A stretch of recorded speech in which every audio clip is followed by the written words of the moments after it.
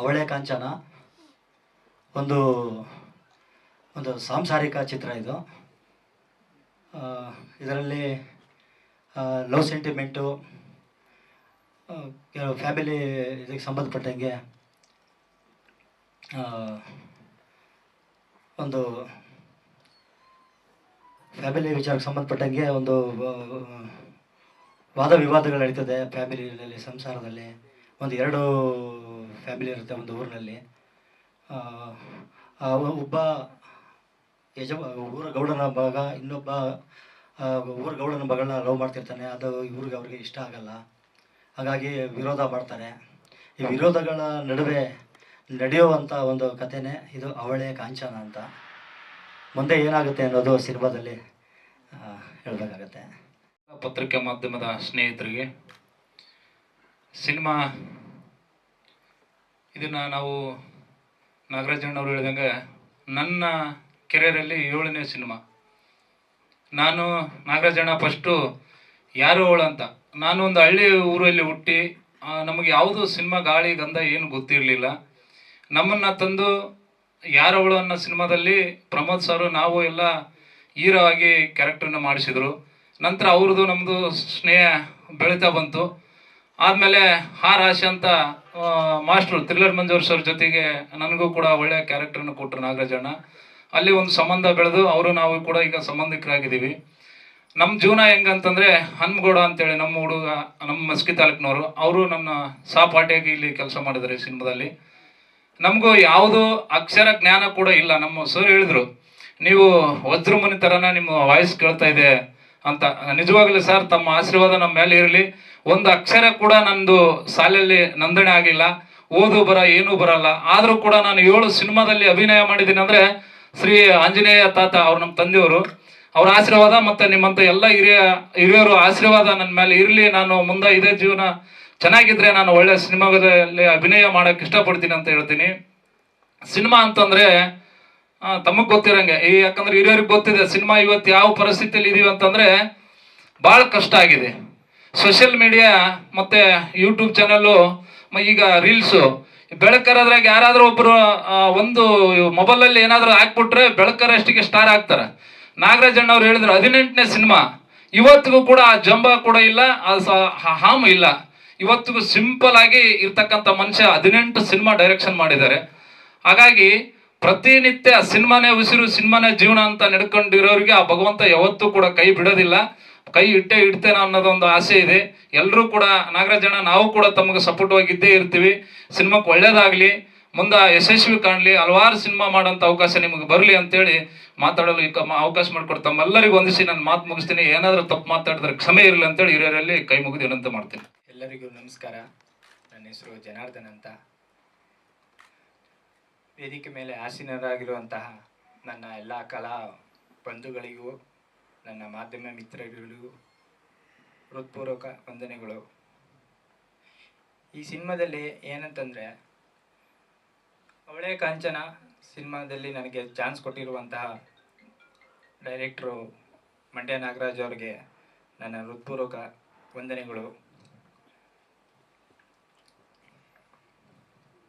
ಈ ಸಿನಿಮಾದಲ್ಲಿ ನನಗೆ ನಾಯಕ ನಟನಾಗಿ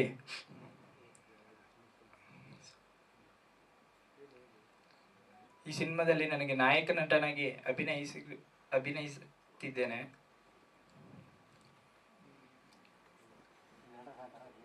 ನಿಮ್ಮೆಲ್ಲರ ಸಹಕಾರ ಹೀಗೆ ಇರಲಿ ಎಂದು ಕೇಳಿಕೊಳ್ಳುತ್ತೇನೆ. ಈ ಸಿನಿಮಾದಲ್ಲಿ ನನಗೆ ಮೊದಲು ಚಾನ್ಸ್ ಕೊಟ್ಟಿದ್ದು ಮಂಡ್ಯ ನಾಗರಾಜ್ ಸರು. ಇದಕ್ಕೂ ಮುಂಚೆ ನಾನು ತುಂಬ ಸಪೋರ್ಟಿಂಗ್ ಲೀಡಲ್ಲಿ ವರ್ಕ್ ಮಾಡಿದ್ದೆ, but as A heroine this is my first movie.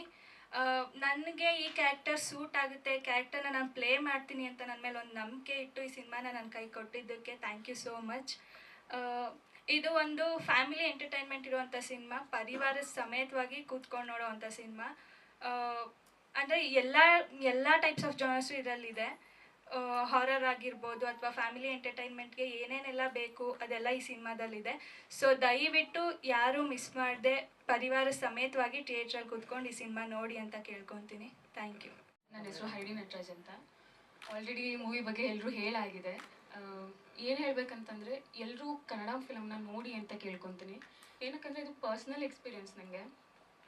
Last month ಒಂದು ಮೂವಿ ರಿಲೀಸ್ ಆಯಿತು. ನಮ್ಮ ಥಿಯೇಟರ್ ಕನ್ನಡ ಮೂವಿಯಲ್ಲಿ ಜನ ಇಲ್ಲ. ಪಕ್ಕದ ಫಿಲಮು ತೆಲುಗು ಮೂವಿ ಎಷ್ಟು ಜನ ಇದ್ದಾರೆ ಅಂತಂದರೆ ಬೇಜಾರಾಗುತ್ತೆ ಅದೆಲ್ಲ ನೋಡೋದಕ್ಕೆ. ಸೊ ಎಲ್ಲರೂ ಕನ್ನಡ ಮೂವಿನ ನೋಡಿ ಸಪೋರ್ಟ್ ಮಾಡಿ ಅಂತ ಕೇಳ್ಕೊತೀನಿ. ನಮ್ಮದು ಹೊಸ ಟೀಮ್ ಇದೆ. ಹೊಸಬ್ರಿಗೆ ನೀವು ಸಪೋರ್ಟ್ ಮಾಡಿದ್ರೆ ನಾವು ಆಚೆ ಬರ್ಬೋದು, ಇನ್ನೂ ಚೆನ್ನಾಗಿ ಬೆಳಿಬೋದು. ಸೊ ಪ್ಲೀಸ್ ಎಲ್ಲರೂ ಸಪೋರ್ಟ್ ಮಾಡಿ. ನನ್ನ ಹೆಸರು ನಿತ್ಯ ಅಂತ. ನನ್ನ ಮೊದಲನೇ ಸಿನಿಮಾ ಮಾಡ್ತಾ ಇರೋದು. ಈ ಅವಕಾಶ ಮಾಡಿಕೊಟ್ಟಿರೋ ನಾಗರಾಜ್ ಸರ್ಗೆ ಧನ್ಯವಾದಗಳು. ಎಲ್ಲರೂ ಸಿನಿಮಾ ಥಿಯೇಟರ್ ಕೂತ್ಕೊಂಡು ನೋಡಿ, ನಮ್ಮನ್ನು ಬೆಳೆಸಿ. Thank you all. ಚಲನಚಿತ್ರ ವಿತರಕರು ಅವಳಿ ಕಾಂಚನ ಒಂದು ಪತ್ರಿಕಾಗೋಷ್ಠಿಗೆ ಆಗಮಿಸಿದಂಥ ಎಲ್ಲ ಗಣ್ಯರಿಗೂ ಹಾಗೂ ಚಿತ್ರತಂಡಕ್ಕೂ ಹಾಗೂ ಇಡೀ ಮಾಧ್ಯಮಕ್ಕೂ ಹಾಗೂ ಇವತ್ತೆಲ್ಲ ಆಗಮಿಸಿದಂಥ ಎಲ್ಲರಿಗೂ ಕೂಡ ನನ್ನ ನಮಸ್ಕಾರಗಳು. ನಮ್ಮ ಮಂಡ್ಯ ನಾಗರಾಜ್ ಅವರು ಇವತ್ತು 18ನೇ ಪಿಕ್ಚರ್ ಮಾಡಿದ್ದಾರೆ. ತುಂಬ ಸರಳ ವ್ಯಕ್ತಿ. ನಾವು ಸುಮಾರು ವರ್ಷಗಳಿಂದ ನೋಡ್ತಾ ಇದ್ದೇವೆ. ಅವರು ಹಿಂದಿನ ಪಿಕ್ಚರ್ ಕೂಡ ನಾವೇ ರಿಲೀಸ್ ಮಾಡಿದ್ದೇವೆ, ಅವಳ ರಹಸ್ಯ ಅಂತೇಳಿ. ಒಂದು ಹಾರರ್ ಮೂವಿಯಿಂದ ಒಂದು ಸರ್ ಚೆನ್ನಾಗಿ ಹೋಯಿತು. ಅದೇ ರೀತಿ ಇದು ಒಂದು ಹಾರರ್ ಪಿಕ್ಚರ್ ಮಾಡಿದ್ದಾರೆ. ಕುಟುಂಬ ಸಮೇತವಾಗಿ ಒಂದು ನೋಡುವ ಕನ್ನಡ ಚಲನಚಿತ್ರ ಎಲ್ಲರೂ ನೋಡಬೇಕು. ಹಾಗೂ ಮಾಧ್ಯಮದ ಸಹಕಾರ ಈ ಚಿತ್ರತಂಡ ಮೇಲೆ ಇರಲಿ ಅಂಥೇಳಿ ನಾನು ಶುಭ ಹಾರೈಸುತ್ತಾ ಹಾಗೂ ಚಿತ್ರತಂಡಕ್ಕೆ ಇನ್ನೊಮ್ಮೆ ಶುಭ ಹಾರೈಸುತ್ತಾ ನನ್ನ 2 ಮಾತುಗಳು ಮುಗಿಸುತ್ತೆ. 50 ವರ್ಷದ ನಂಟಿರೋ ನಾನು, ಆಯಿತಾ. ಈ ಸಿನಿಮಾ ಒಂದು ಹಾರರು ಮತ್ತು ಎಂಟರ್ಟೈನ್ಮೆಂಟ್ ಥರ ಕಾಣ್ತದೆ. ಅದಾದಮೇಲೆ ಮಂಡ್ಯ ನಾಗರಾಜರ 18ನೇ ಸಿನಿಮಾ. ಅವರು ಮಂಡ್ಯದವರ ಭಾಷೆ ಶೈಲಿಯೇ ಸಿನಿಮಾದಲ್ಲಿ ಚೆನ್ನಾಗಿ ಬಂದಿದೆ ಅಂತ ಕಾಣ್ತದೆ. ಈ ನಿಟ್ಟಿನಲ್ಲಿ ಈ ಸಿನಿಮಾಗೆ ಎಲ್ಲ ರೀತಿಯ ಯಶಸ್ಸುಗಳಿಂದ ಹಾರೈಸ್ತೇನೆ. ಎಲ್ಲ ಮಾಧ್ಯಮ ಮಿತ್ರರಿಗೂ ಹಾಗೂ ವೇದಿಕೆಯಲ್ಲಿ ಆಸೀನರಾದಂಥ ಎಲ್ಲ ಕಾಂಚನ ಚಿತ್ರದ ತಂಡಕ್ಕೂ, ಹಾಗೆ ನಮ್ಮ ಜೊತೆ ಇವತ್ತು ತುಂಬ ಖುಷಿ ಏನು ಅಂದರೆ ಹಿರಿಯ ಪತ್ರಕರ್ತರ ಜೊತೆ ಕೂತ್ಕೊಂಡಿದ್ವಿ. ಪಕ್ಕದಲ್ಲಿ ಹಿರಿಯ ನಿರ್ಮಾಪಕರು ಶಿಲ್ಪಶ್ರೀನ ಕೂತ್ಕೊಂಡಿದ್ದಾರೆ. ಎಲ್ಲರ ಜೊತೆ ನಾವು ವೇದಿಕೆಯನ್ನು ಹಂಚಿಕೊಂಡಿದ್ವಿ. ತುಂಬ ಸಂತೋಷ ಆಗ್ತಿದೆ. ನನಗೆ ಮಂಡ್ಯ ನಾಗರಾಜ್ ಅವರು ನೆನಪಾಗೋದು ಒಂದು 35 ಇಯರ್ಸ್ ಹಿಂದೆ ಕತೆ. ಅದು ಅವರು ನಮ್ಮೂರ ರಾಮಾಯಣ ಸಿನಿಮಾ ಮಾಡುವ ಸಂದರ್ಭ. ಸಂತೋಷ್ ಹೋಟ್ಲ್ ಕೆಳಗೆ ಅವರೊಂದು ಯೂನಿಟ್ ಇಟ್ಕೊಂಡು ಸಿನಿಮಾಕ್ಕೆ ಅವಾಗ ಆ ಸಂದರ್ಭದಲ್ಲಿ ಮಂಡ್ಯದಿಂದ ಬಂದು ಸಿನಿಮಾನೇ ಜೀವನ ಅಂತ. ಆವತ್ತಿನಿಂದ ಇವತ್ತಿನವರೆಗೆ ಮಂಡ್ಯ ನಾಗರಾಜ್ ನಾನು ಏನು ನೋಡ್ತಾ ಇದ್ದೀನಿ, ಒಂದು ಚೂರು ಬದಲಾವಣೆ ಇಲ್ಲ. ಅವರ ವ್ಯಕ್ತಿತ್ವದಲ್ಲೂ ಇಲ್ಲ, ಅವರ ಬಾಡಿಯಲ್ಲೂ ಇಲ್ಲ, ಆಮೇಲೆ ಜೇಬಲ್ಲೂ ಇಲ್ಲ, ಎಲ್ಲೂ ಇಲ್ಲ. ಆದರೆ ಆವತ್ತಿಂದ ಇವತ್ತಿನವರೆಗೂ ಅವ್ರು ನೋಡುವಾಗ ನನಗೊಂದು ಖುಷಿ ಆಗೋದು ಏನಂದರೆ, ಸಿನಿಮಾ ಓಡುತ್ತೋ ಬಿಡುತ್ತೋ, ಜನರು ಗೆಲ್ಲಿಸ್ತಾರೋ ಇಲ್ವಾ ಅದು ಗೊತ್ತಿಲ್ಲ ಅವರಿಗೆ. ಬಟ್ ನಾನು ನಿರಂತರವಾಗಿ ಸಿನಿಮಾವನ್ನು ಮಾಡಬೇಕು ಅಂತ ಹಠ ತೊಟ್ಟು ಸಿನಿಮಾ ಮಾಡ್ತಾರಲ್ಲ, ಅದಕ್ಕೆ ನಾವು ಅವ್ರನ್ನ ಅಭಿನಂದಿಸಲೇಬೇಕು. ಎಲ್ಲರಿಗೂ ನಮಸ್ಕಾರ. ನಮ್ಮ ಮಂಡ್ಯ ನಾಗರಾಜು ನಮ್ಗೆ ತುಂಬ ಹಳಬರು. ನಮ್ಮ ಚೇಂಬರಲ್ಲಿ ಏನಿದ್ದೀರೋ ನಮ್ಮ ಜೊತೆಗಿರ್ತಾರೆ. ಅವರು ಸುಖ ದುಃಖದಲ್ಲಿ ನಾವು ಭಾಗಿಯಾಗಬೇಕು. ಅವಳೇ ಕಾಂಚನ, ಅವ್ರಿಗೆ ಕಾಂಚನ ಚೆನ್ನಾಗಿ ಅರ್ಧ ಬರಲಿ. 18 ಸಿನಿಮಾ ಮಾಡೋದು ಏನು ಸುಮ್ಮನೆ ಇಲ್ಲ. 180 ಮದುವೆ ಮಾಡ್ದಂಗೆ 18 ಸಿನಿಮಾ ಮಾಡಿದ್ದಾರೆ. ಒಂದು ಸಿನಿಮಾ ಒಂದು 10-15 ಮದುವೆ ಮಾಡ್ದಂಗೆ ಇರುತ್ತೆ. ಆ ಥರ ಜನಕ್ಕೆ ಊಟ ತಿಂಡಿ ಕಾಫಿ, ಹೋಗಿ ಬರೋಕ್ಕೆ ದುಡ್ಡು, ಕನ್ವೆನ್ಸು, ಅವ್ರ ಬಟ್ಟೆ ವೇಷಭೂಷಣ, ಮೇಕಪ್ಪು. ಒಂದು ಮದುವೆಲಿ ಮೇಕಪ್ ಮಾಡೋಕ್ಕೆ ಸುಸ್ತಾಗ್ಬಿಡ್ತೀವಿ ನಾವು, ಮೇಕಪ್ ಕರ್ಕೊಂಬಂದು. ಇವರು ಆ ಥರ 18 ಪಿಕ್ಚರ್ ಮಾಡಿದ್ದಾರೆ. ಅವ್ರಿಗೆ ಕಲಾದೇವಿ ಎಲ್ಲ ಕೌಂಟ್ ಮಾಡಿ ಒಟ್ಟಿಗೆ ಬರ್ತದೆ. ಈಗ ಇಂಡಸ್ಟ್ರಿಗೆ ಒಂದು 2-3 ತಿಂಗಳಿಂದ ನಮ್ಮ ಕನ್ನಡ ಚಿತ್ರೋದ್ಯಮಕ್ಕೆ ಒಂದು ಸ್ವಲ್ಪ ಏನದು ಒಂದು ಅಂಶ ಬಂದಿದೆ. ಈಗ ಇದು ಆವಾಗವಾಗ ಮಾಮೂಲು. ನಾನು 76ನೇ ಇಸ್ವಿಯಿಂದ ಇಂಡಸ್ಟ್ರಿಯಲ್ಲಿದ್ದೀನಿ. ಈ ಥರ ಆಗುತ್ತೆ ಆವಾಗವಾಗ, ಈ ಕೊರೋನಾ ಅವೆಲ್ಲ ಬಂದಂಗೆ. ಬಟ್ ನಾವು ಭರವಸೆ ಕಳ್ಕೊಂಡಿರ ವೆಯ್ಟ್ ಮಾಡಿ. ಈಗ ನೋಡಿ, ನಮ್ಮ ಕಾಲದಲ್ಲಿ ಬರೀ ಥಿಯೇಟ್ರಲ್ಲೇ ದುಡ್ಡು ಬರ್ತಾಯಿತ್ತು. ನಾವು ಥಿಯೇಟ್ರನ್ನೇ ದೇವಸ್ಥಾನ ಅಂತ ದೇವಸ್ಥಾನಕ್ಕೆ ಥಿಯೇಟ್ರ್ ಕೈ ಮುಗಿತಾಯಿದ್ರಿ. ಎಲ್ಲಪ್ಪ ದೇವಸ್ಥಾನ ಕಾಣ್ತಾ ಇಲ್ಲ ಅಂದರೆ, ಇಲ್ಲಪ್ಪ ಥಿಯೇಟ್ರ್ ದೇವಸ್ಥಾನ, ನಾವು ಸಿನಿಮಾದವರು ಅಂತ ಇದ್ರಿ. ಆಮೇಲೆ ಹಂಗೆ ಆಡಿಯೋ ಶುರುವಾಯಿತು. ಆಡಿಯೋ ಸ್ವಲ್ಪ ದುಡ್ಡು ಬಂತು. ಆಮೇಲೆ ಈ ಟಿವಿಗೆ ಹಾಕೋದು, ಟಿ ವಿ ಬಂತು. ಆಮೇಲೆ ಅದಕ್ಕೆ ಅದು ಇದರಲ್ಲಿ ಹಾಕೋರು ಮಧ್ಯದಲ್ಲಿ ಡೆಲ್ಲಿಲಿ. ಆವಾಗ ಸ್ವಲ್ಪ ದುಡ್ಡು ಬರೋಕ್ಕೆ ಶುರುವಾಯಿತು.